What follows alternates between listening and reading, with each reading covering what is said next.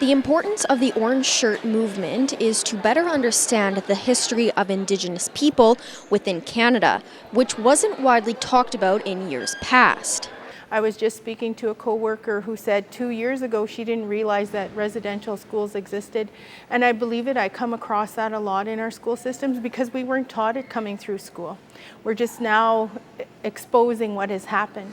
So it's very important for people to understand where Indigenous people come from, why things are the way they are for Indigenous people, and just understand that. For the students, it's about showing support for Orange Shirt Day.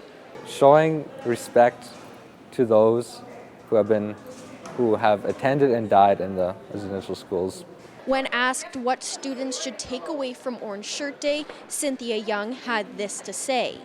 I always tell students, if you believe you know the history of Native people, you should go back and reacquaint yourself, because things have had a big turnaround in the last 5 years. To understand the history of Indigenous people in Canada, you have to want to learn about it. They have to want to learn what really happened, and it's hard on a lot of people. We have a lot of farmers out there that are sitting on land that once belonged to Indigenous people, and it's hard for them to accept the fact that what they believed isn't what's really true. And it's a battle that goes on with them, and they have to come to terms with that.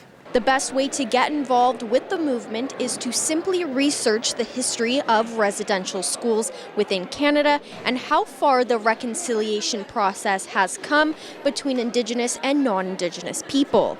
And that's it for this week's Beyond the Classroom.